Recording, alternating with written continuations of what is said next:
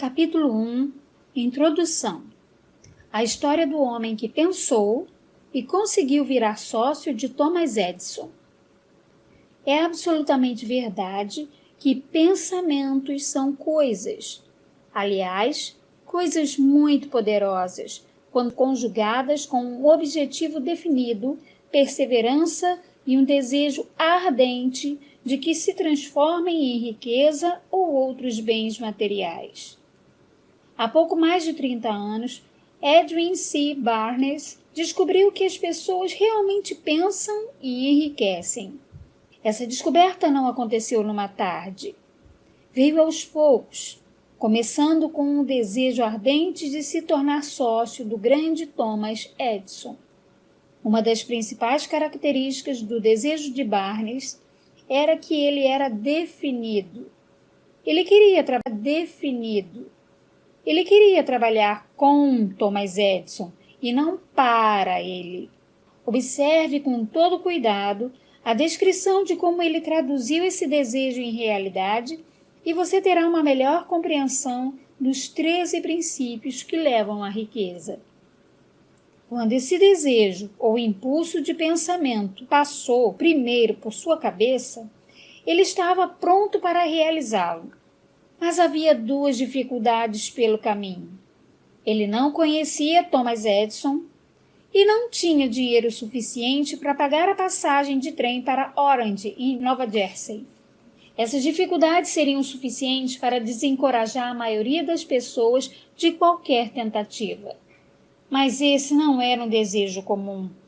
Ele estava tão determinado a encontrar uma maneira de realizá-lo que acabou optando por viajar como bagagem desconhecida.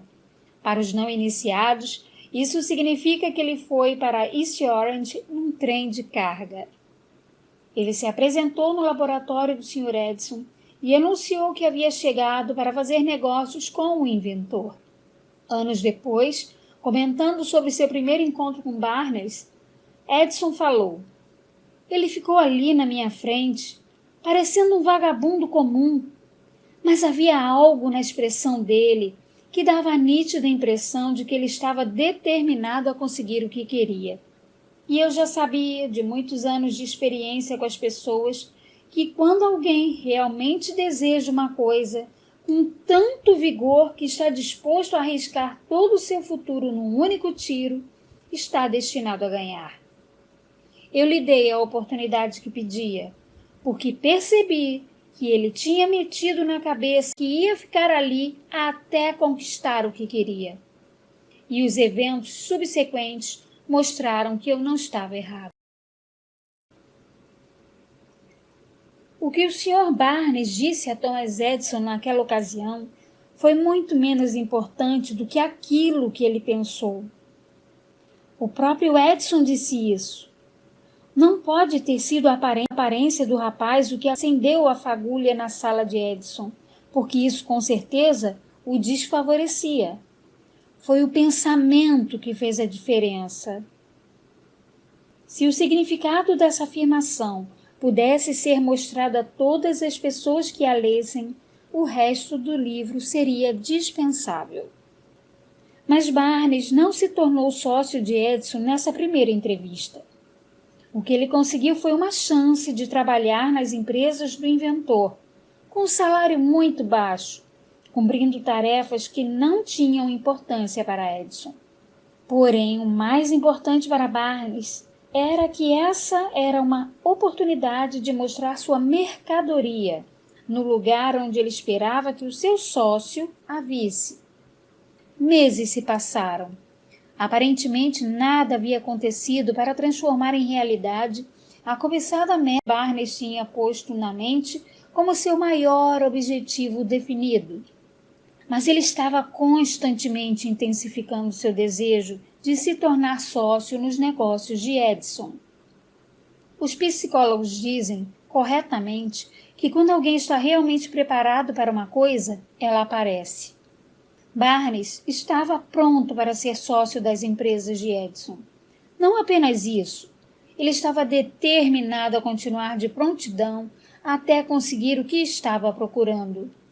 Ele não disse para si mesmo: Ah, sim, mas de que adianta tudo isso? Acho que vou mudar de ideia e virar vendedor. Em vez disso, o que ele disse foi: eu vim para cá fazer negócios com Thomas Edison e vou conseguir, mesmo que leve todo o resto da minha vida.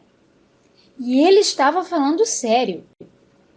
Que histórias diferentes as pessoas contariam simplesmente se adotassem um objetivo definido e insistissem nele até que se transformasse numa obsessão que consumisse todo o seu ser. Talvez o jovem Barnes ainda não soubesse naquela época, mas a determinação típica de um bulldog, a determinação em perseguir um único desejo, estava destinada a passar por cima de toda a oposição e lhe trazer a oportunidade que ele tanto procurava. Quando esta apareceu, veio numa forma diferente de uma direção de onde Barnes não esperava. Esse é um dos truques das oportunidades. Elas têm o hábito de entrar sorrateiramente pela porta dos fundos e geralmente aparecem disfarçadas de má sorte ou de uma derrota temporária. Talvez seja por isso que tantos deixam de reconhecê-las. Thomas Edison tinha acabado de concluir um novo aparelho para escritório, chamado na época de máquina de digitar Edison. Hoje é Edphone. Os vendedores não mostravam muito entusiasmo pela máquina. Não acreditavam que poderiam vendê-la, a não ser com muito esforço. E Barnes percebeu a oportunidade. Ela havia chegado de modo discreto, disfarçada de uma máquina meio esquisita que não interessava a ninguém, exceto a Barnes e ao próprio inventor. Barnes sabia que podia vender a máquina de digitar Edison. Fez essa sugestão ao inventor e logo conseguiu a chance. Vendeu a máquina. Aliás, teve tanto sucesso nas vendas que Edison o contratou para distribuí-la e vendê-la por todos os Estados Unidos. Dessa sociedade nasceu o slogan, feito por Edison e instalado por Barnes. A parceria se estendeu por mais de 30 anos. Com ela, Barnes ficou riquíssimo, mas também conseguiu uma coisa infinitamente mais importante. Ele provou que alguém pode realmente viver com base no pense e enriqueça. Quanto valeu em dinheiro aquele desejo original de Barnes, eu realmente não tenho como saber. Talvez tenha lhe rendido uns 2 ou 3 milhões de dólares, mas a quantia, qualquer que seja, é insignificante se comparada com o bem maior de ter conquistado o conhecimento definitivo de que um impulso do pensamento pode ser transformado numa contrapartida física, mediante a aplicação de princípios bem conhecidos. Barnes pensou e conseguiu virar sócio do grande Thomas Edison. Pensou e conseguiu ganhar uma fortuna. E não tinha nada com que começar, exceto a capacidade de saber o que queria e a determinação de persistir nesse desejo até alcançá-lo.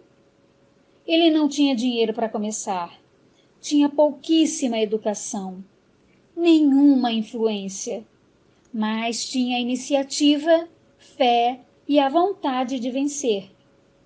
Com essas forças intangíveis, ele se fez o braço direito do inventor mais importante de todos os tempos.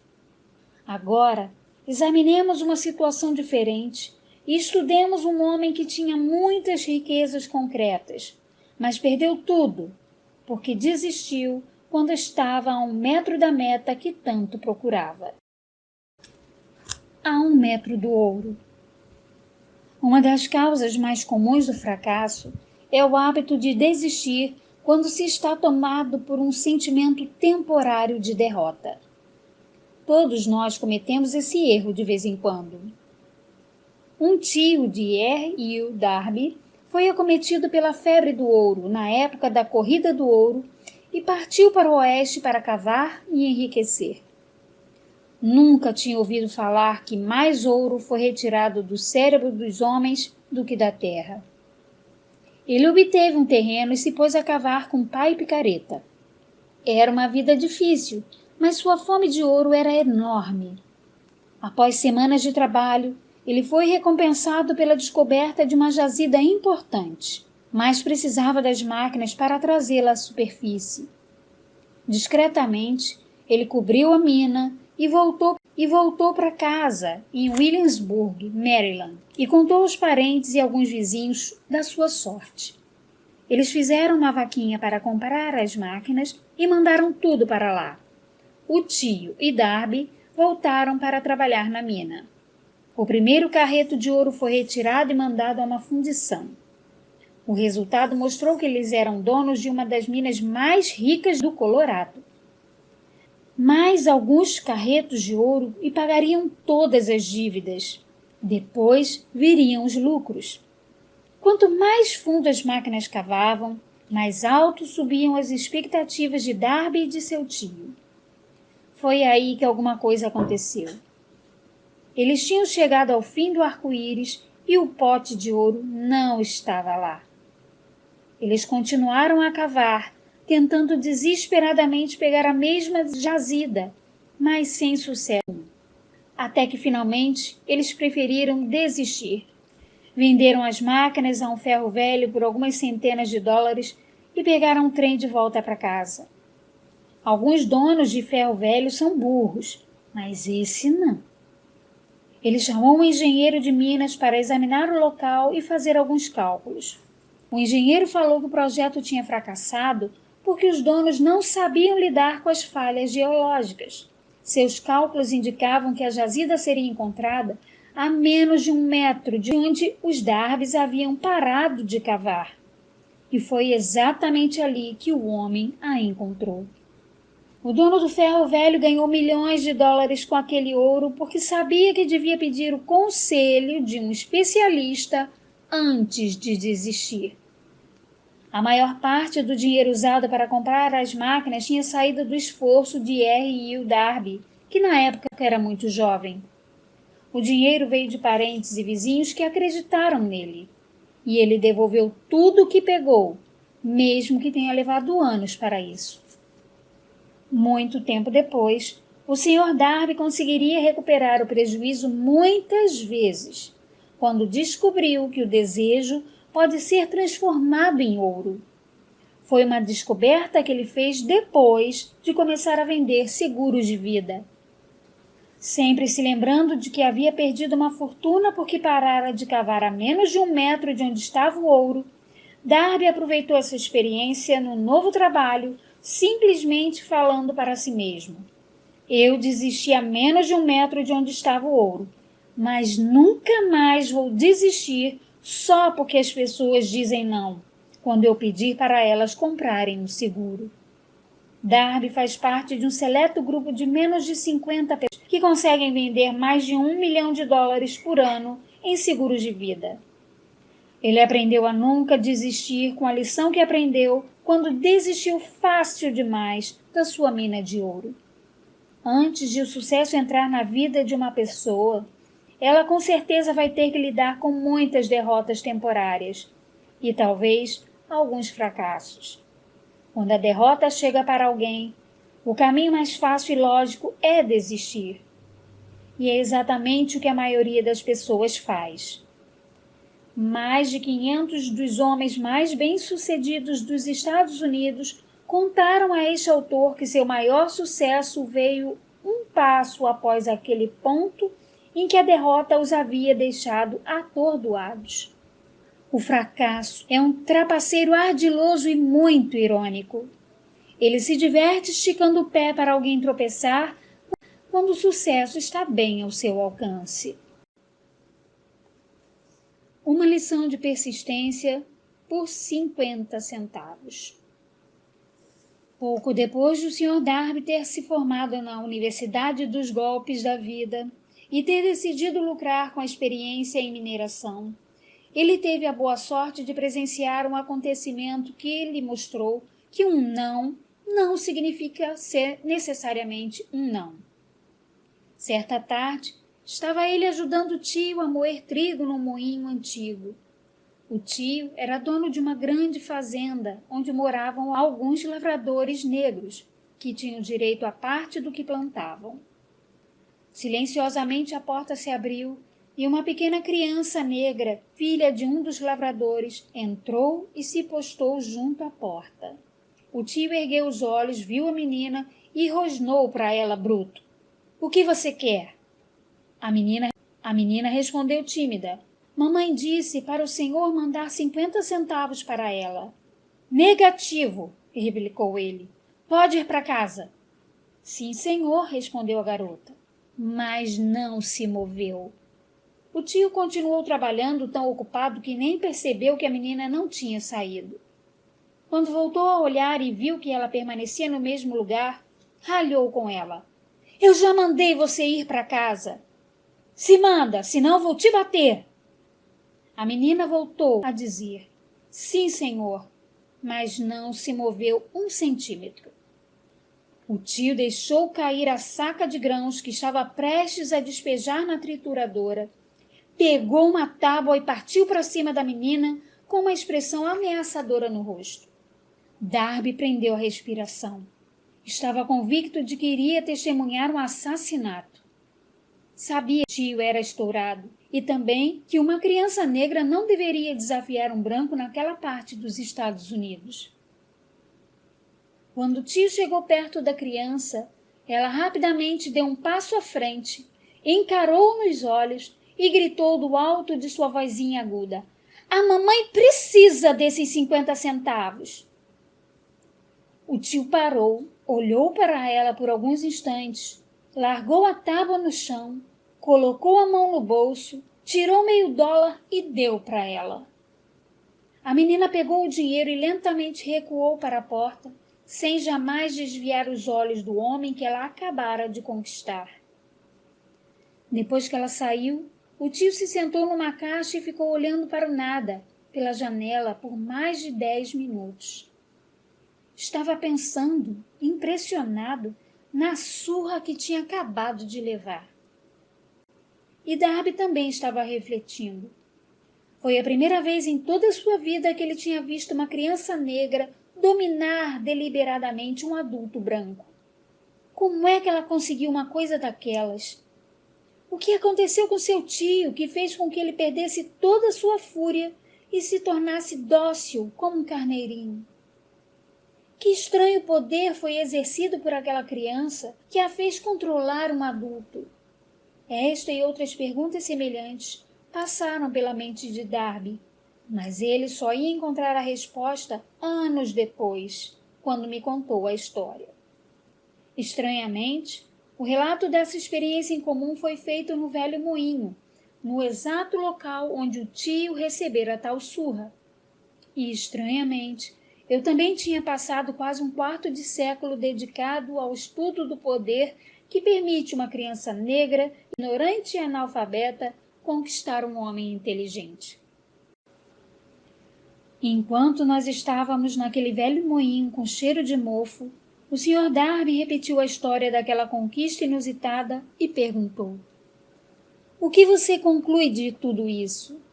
Que poder estranho aquela menina usou que deixou meu tio totalmente dominado? A resposta a esta pergunta será encontrada nos princípios descritos neste livro. É uma resposta absolutamente completa.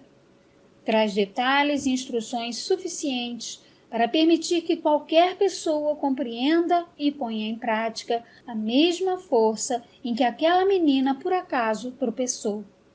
Mantenha a mente alerta e poderá observar exatamente que estranho poder veio ao socorro da menina.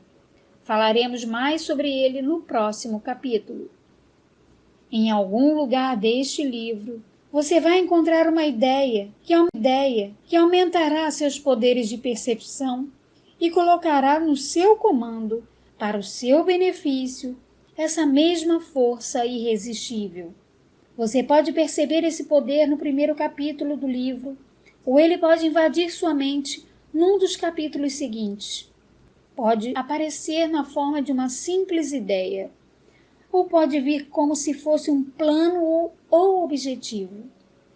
Pode fazer com que você volte a pensar em suas experiências de derrota ou fracasso e trazer à tona alguma lição pela qual poderá recobrar tudo o que perdeu. Depois que eu contei ao Sr. Darby sobre o poder que a menininha negra utilizara sem saber, ele logo resumiu todos os seus 30 anos de experiência como vendedor de seguros e sinceramente admitiu que o sucesso que ele obteve nesse campo se deveu em boa parte à lição que aprendera com aquela criança. O Sr. Darby destacou: toda vez que um cliente em potencial tentava me dispensar sem comprar nada, eu via aquela menina ali no velho moinho, com os olhos arregalados brilhando em desafio, e dizia a mim mesmo: tenho que fazer essa venda. A grande maioria das vendas que eu já fiz aconteceu depois que as pessoas me disseram não. Ele se lembrava também do erro que cometeu quando parou a menos de 1 metro de onde estava o ouro. Porém, relatou, aquela experiência foi uma verdadeira bênção disfarçada. Ela me ensinou a sempre continuar, não importa o quanto a estrada seja difícil. E isso era uma lição que eu tinha que aprender, antes que pudesse ser bem-sucedido em alguma coisa.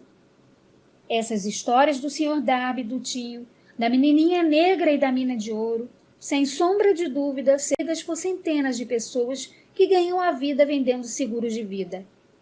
Para todas elas, eu me atrevo a dizer que o Sr. Darby deve a essas duas experiências sua capacidade de vender mais de $1 milhão em seguros de vida, ano após ano.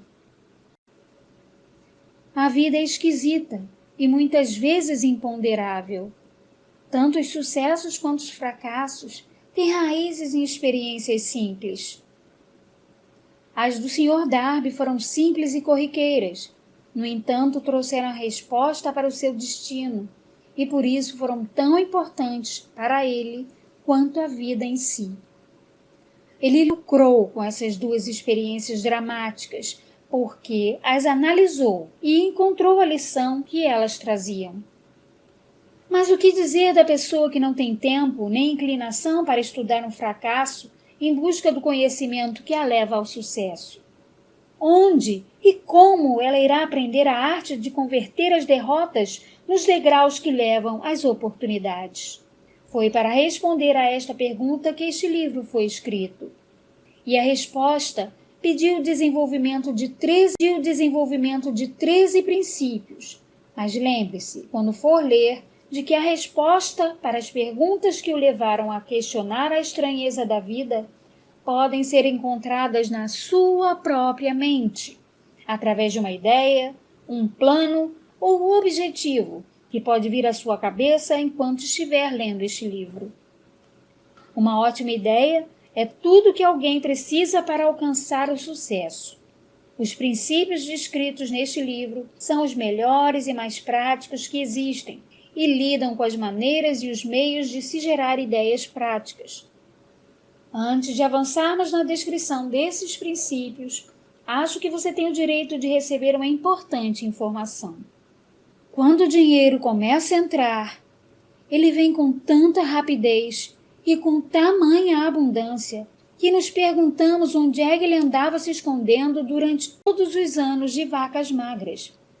Essa é, com certeza, uma afirmação tão imprescindível quando levamos em consideração a crença popular de que o dinheiro só vem para quem trabalha duro muitas horas por dia.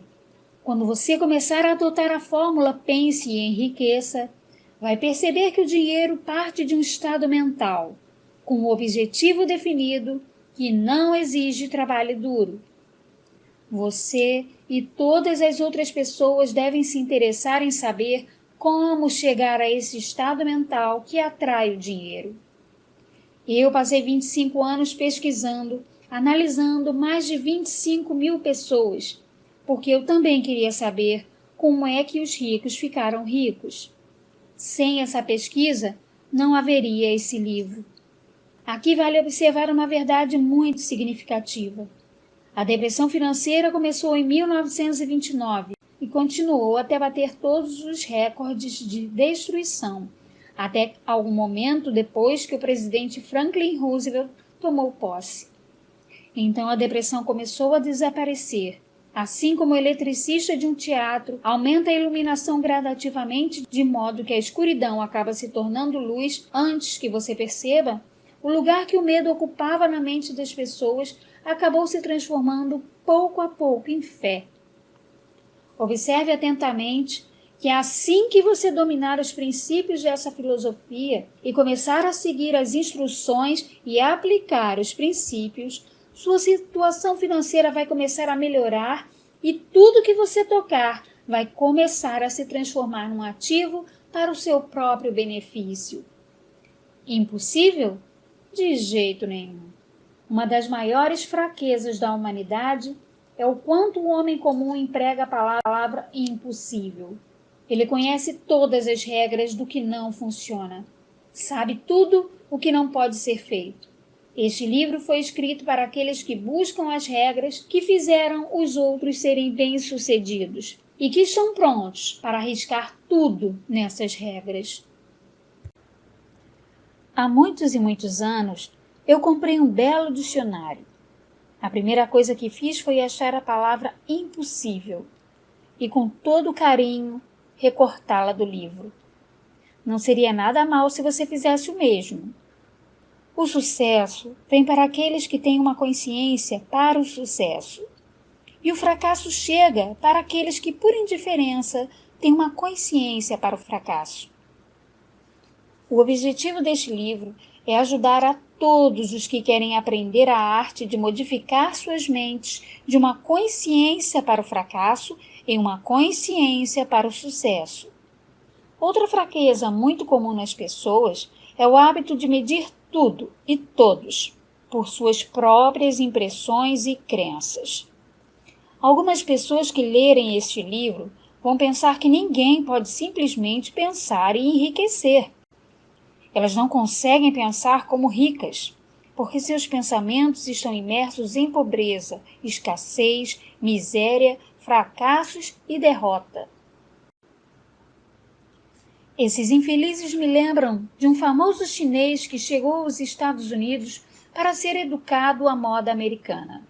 Era aluno da Universidade de Chicago. Um dia, o presidente Harper conheceu esse jovem asiático no campus e parou para conversar com ele por alguns minutos. O presidente perguntou qual ele achava que era a característica mais visível dos americanos.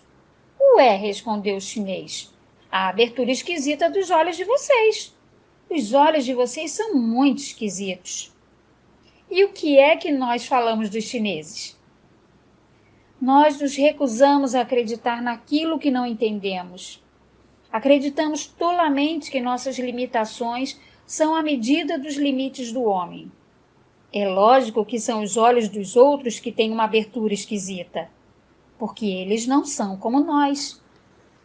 Milhões de pessoas olham para as realizações de Henry Ford depois que ele teve êxito e o invejam por causa de sua sorte, sua genialidade, ou o que quer que acreditem como a razão de sua fortuna. Talvez uma pessoa em cada 100 mil conheça o segredo do sucesso de Ford, e as que sabem são excessivamente modestas ou relutantes em tocar neste assunto, de tão simples que ele é. Um único exemplo vai ilustrar esse segredo perfeitamente.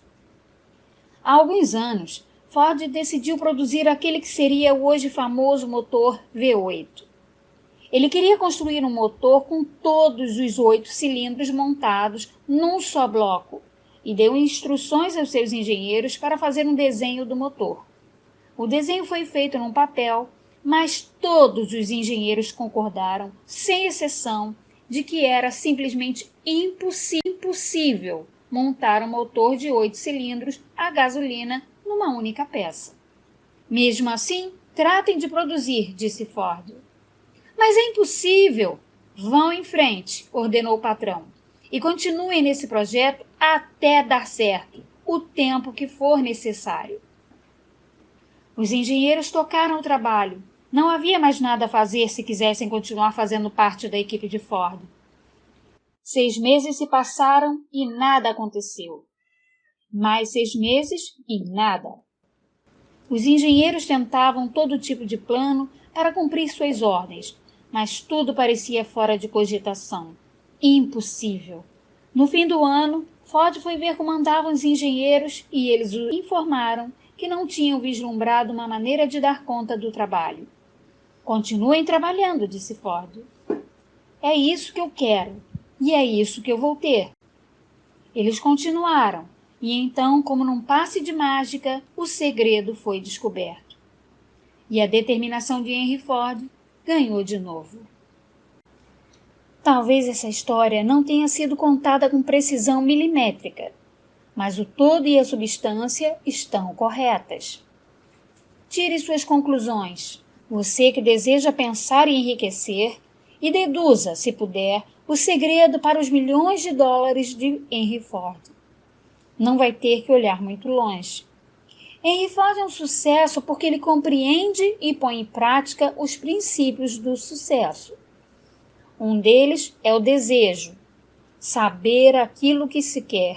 Lembre-se dessa história de Ford enquanto estiver lendo este livro e selecione as frases em que o segredo de suas realizações notáveis forem descritas.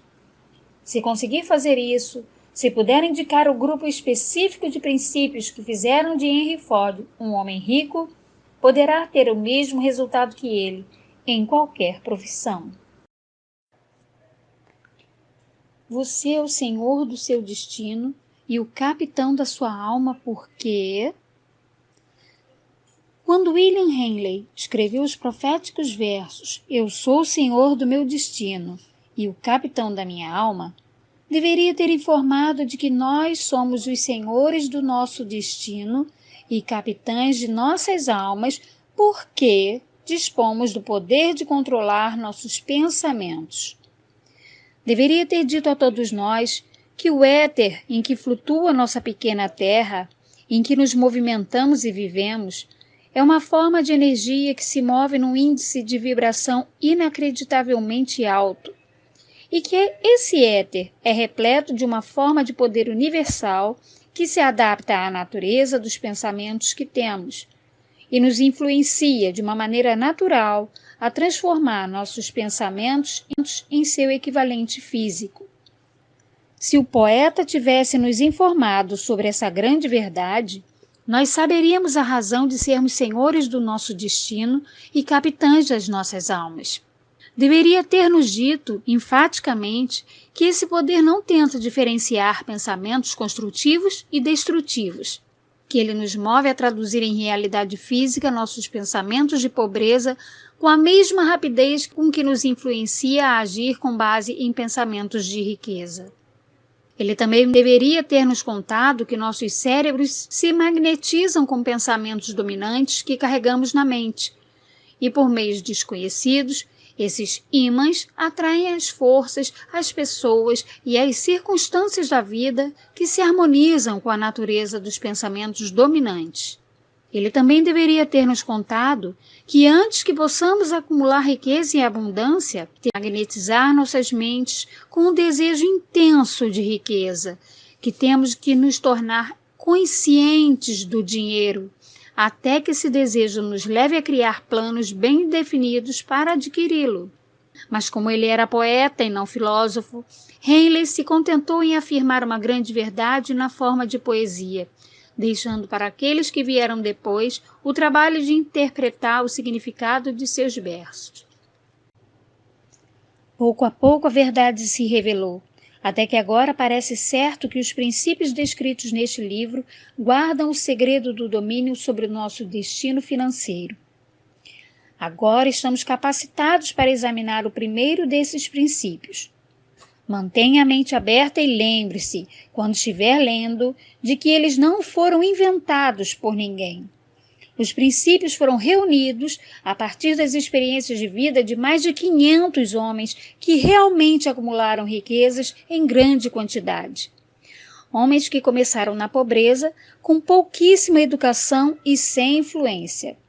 Os princípios ajudaram esses homens, e você também pode colocá-los a seu próprio serviço para que seja beneficiado a longo prazo. Vai ver que é fácil, não há dificuldade. Antes de ler o próximo capítulo, eu quero que você saiba que ele traz informações factuais que podem facilmente alterar todo o seu destino financeiro, uma vez que elas, com certeza, trouxeram modificações sensacionais para as duas pessoas nele descritas. Eu também quero que você saiba que sou fortemente ligado a esses homens e que, mesmo se fosse a minha vontade, não poderia me dar ao luxo de tomar liberdades com os fatos. Um deles é o meu amigo mais próximo nos últimos 25 anos, e o outro é meu filho. O sucesso em comum alcançado pelos dois, que eles generosamente atribuem ao princípio descrito no próximo capítulo, mais do que justifica sua nota pessoal, como forma de enfatizar o enorme alcance deste princípio. Há cerca de 15 anos, eu fiz o discurso de abertura no Salem College, em Salem, West Virginia. Enfatizei o princípio descrito no próximo capítulo com tamanha intensidade que um dos alunos da turma de formandos acabou se apropriando dele e o transformou em parte de sua filosofia de vida. Esse jovem hoje é membro do Congresso e importante personagem no governo atual. Pouco antes deste livro ir para a editora, ele me escreveu uma carta na qual dizia claramente sua opinião sobre o princípio do próximo capítulo, e eu decidi publicar a carta como uma introdução ao capítulo. Ela lhe dará uma ideia das recompensas que estão por vir.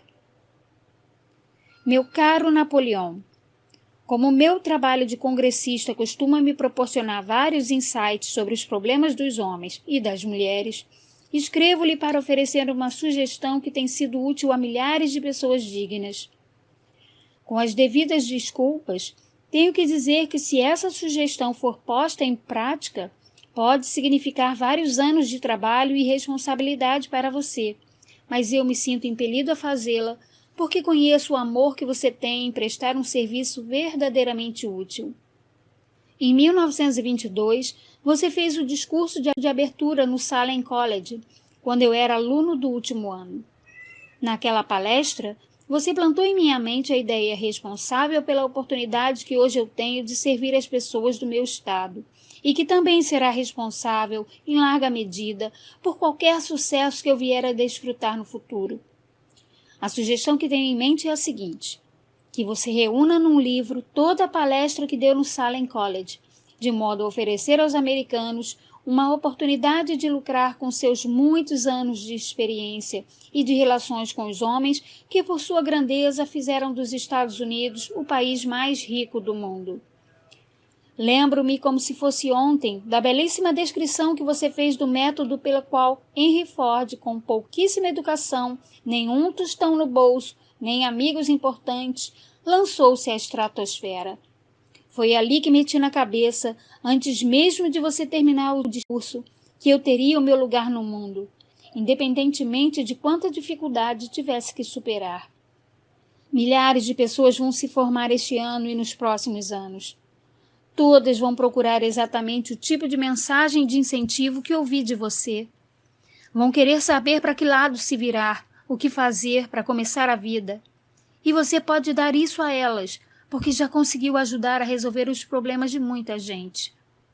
Se houver alguma maneira pela qual você puder prestar um serviço de tamanha grandeza, permita-me lhe dar a sugestão de incluir em seus livros uma das suas tabelas de análise pessoal, para que o leitor conte com o benefício de uma autoavaliação, indicando como você me mostrou há tantos anos, exatamente onde é que estou no meu caminho para o sucesso.